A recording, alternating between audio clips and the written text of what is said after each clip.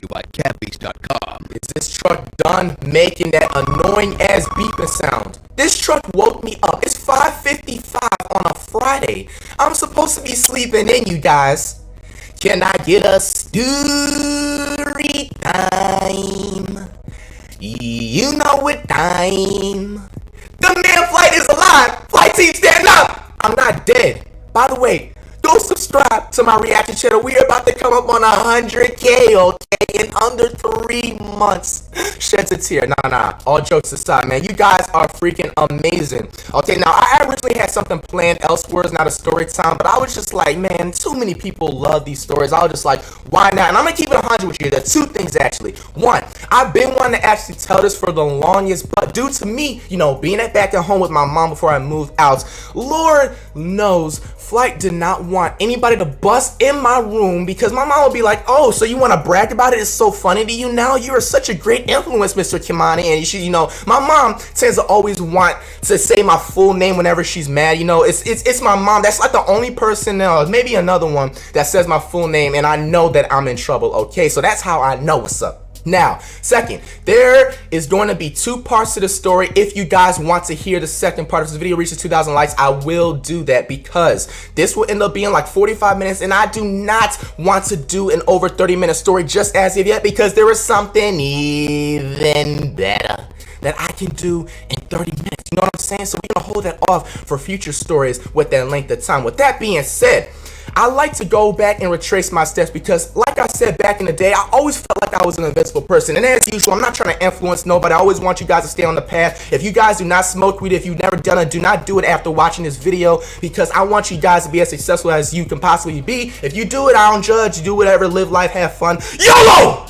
Okay, that shit was so fucking corny. I probably think I lost like 500 viewers just watching this video live in full effect. But anyway, as you guys know, I already made a story time, first time getting high. If you guys, however, missed that, it will be down below in the description. But I did start in 11th grade. My first time, I actually pulled it up on a 10th grade, pulled up on a drill, but I didn't really get high like that. But the actually getting high was in 11th grade, okay? Now, when I was first smoking, I was like the most cautious person you can possibly think. And I want you guys to also comment down below as the story goes on, where do you think I messed up in, or what time period where you think I was, okay? So we're gonna start back in 11th grade before I move myself up to when this actually happened.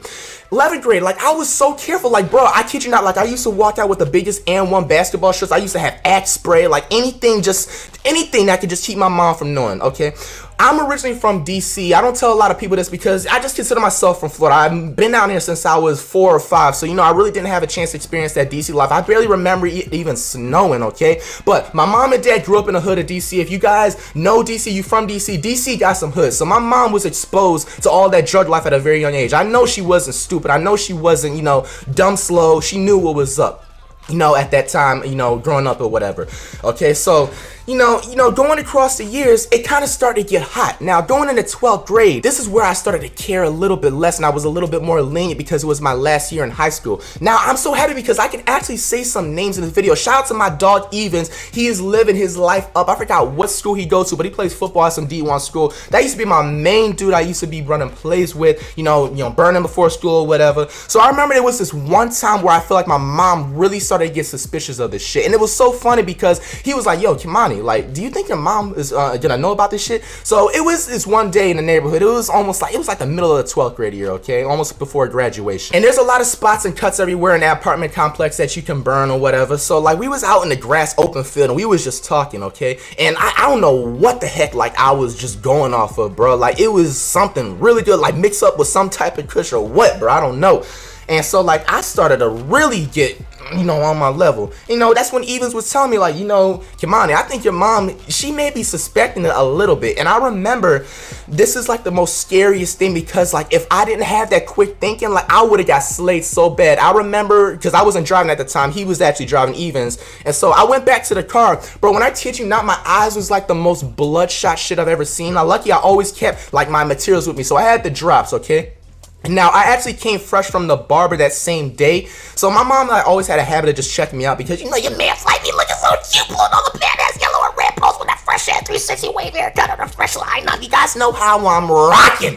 Sorry about that, man. I just be getting in my little zone sometimes, bro. You don't even know. So, I came home, right after turning up, and she called my name.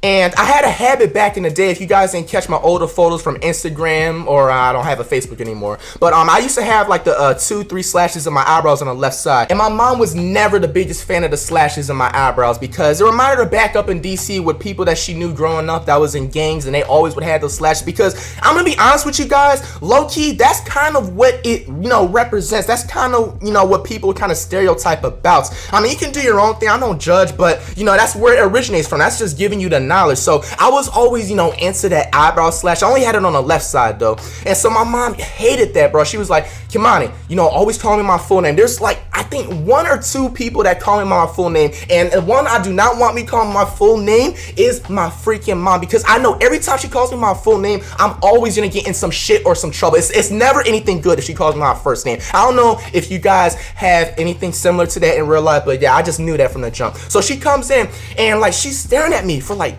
15 seconds at least, and I'm so like thinking myself inside my head. I slammed them drops in my eye because my shit was still sagging a little bit, okay? And she looked at my eyebrow, she was like, not again, Kimani. And I thought she was really about to catch me that time, okay? Now, I had a feeling that she low-key suspected something, so if you guys think so, let me know. Okay, now, moving on up, right after graduation, 12th grade, okay? Now, I was working before I got fired from my other job, a second job. This was at Chick-fil-A. And shit, man, we all know, man, we don't like working, bruh, especially 9 to 5, whatever you want to call it, dog. So, like, I always had a thing. It was be people in the back, whatever. I used to be going on flights, bro. I tell you, it was like Fridays and Saturdays, I used to be turned the fuck up and work, bro. I was killing shit, bro. I used to kill everybody's order. I had the perfect smile, bro. I had the perfect customer service, and the motherfucker still never promoted my ass. Fuck y'all. Okay, so like we were always getting into some shit like that. It was a Friday this happened on, and before, let me go trace back to Thursday, excuse me. My homeboy, can I say his name? Fuck it, Claudia. This is my homeboy, man. Shout out to him, bro. I hope he is being the most successful person out there, man. That was my boy, bro. We was always tight in the bed. And he was telling me that, he's on deck or whatever. So, like, I was just like, all right, I'm going to cop a little 10, 20. Nah, I'm going to cop a 10. That's what I was discussing in the back, okay? Now, I was just like, you bring it in now? Because I had going off of work around 5, 6 o'clock. And I remember this time because this is right when NBA Live 14, like, was about to come out and all that shit. NBA Live 14 and NBA 2K14 Next Gens, all of that systems was about to come out, okay? So, I was trying to prepare to be the best I could possibly be, whether it was cutscenes, editing and all that stuff. So sometimes like when I edit and I'm high, like it kind of enhances the experience and it gives me like a vascular improvement in the aspects that I think I would never reach, okay? So don't judge me, please. That's just how it is. I don't know. I end up actually copping a treat for my dog Claudia right before I get off of work. He gave me the keys to his whip. He was pushing that fresh and so clean Dodge Charger on them fresh and clean 20s, bruh. That man was a baller, if you know what I mean. But I couldn't really, get it and work or whatever because that jump was the most dankest shit I would possibly ever discover in my life. I kid you not. I want you guys to remember this too. Going home, my mom actually had to go to work that same day. So around this time, it was right 6:30, 7 o'clock. She had to leave at like 8. And I had the tree or whatever stashed it inside my drawer. I was going to wait for her to leave because what I always do, I always like to be that person prepared, to have time to myself. Saturday was about to come along and I had to go to work at like 9:30ish or something like that. So I was planning on getting up around 7:30. This is what I always plan to do. I would roll up, inside the house or whatever before then. I would cut my blunts in half and I would, have half of it before work so you don't, get too throat, and then have the rest of it after work so I can, go on YouTube, play the game, whatever you want to call it. So this is where I think I messed up, everybody, and it's just I know it. Like I said, this was like the most fire dankest shit I've ever. Like when I kid you not, I've been exposed to dank shit, but none like this, bro. This shit, when I kid you not, as soon as my mom left out the house, dude, my shit like stunk up the whole room when I pulled it out of my drawer. And my sister was in the home, in the crib, whatever you want to call it, okay? And I was, getting a little bit paranoid. I'm just like, yo, this shit is starting to say. My mom, she said she's not going to come home until midnight, okay? Remember that time because she said she wasn't going to come home until midnight. I wasn't gonna smoke in the house. I'm not dumb. I wasn't born yesterday. What the hell? So, I'm just rolling up or whatever, and I'm noticing that this shit is really starting to get so potent inside the room. Like, to the point, like, even if I turn my fan on, I always keep, like, the mechanical fans in my room, blowing it the entire time. Shit was still not, windows open, still not coming out of my room, spray still not working, okay? So an hour ends up passing. I'm just like, you know what, fuck it. I'm gonna just let this shit expire. There's no way she's gonna be smelling this when I come home. And I was at that time, so I was like, man, there's no way my mom probably either knows anyway. Here was a sketchy ass shit. I love my sister to death, but I feel like she low-key had a part of this. She was walking, because I usually have my door shut a little bit, and I can see my sister like coming. She came and walked past like 7 or 8 times. And like by the 3rd time she was walking by, I started to kind of get sketchy. Like, why is she doing this? Like, is she trying to like spy on me or something? And then she just didn't say nothing. She just went back into her room and did her own thing. Now, here's where shit starts to really get real.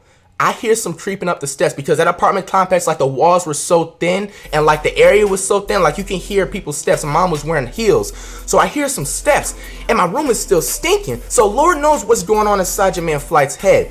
I go into the door and I look at the peephole. It's my mom coming up. Okay, she's coming up. She says she's gonna come home at 12 o'clock. By this time, it's at least 10. It's a 10:11. I remember that exact time. I don't know why it was just so catchy. 10:11 exactly.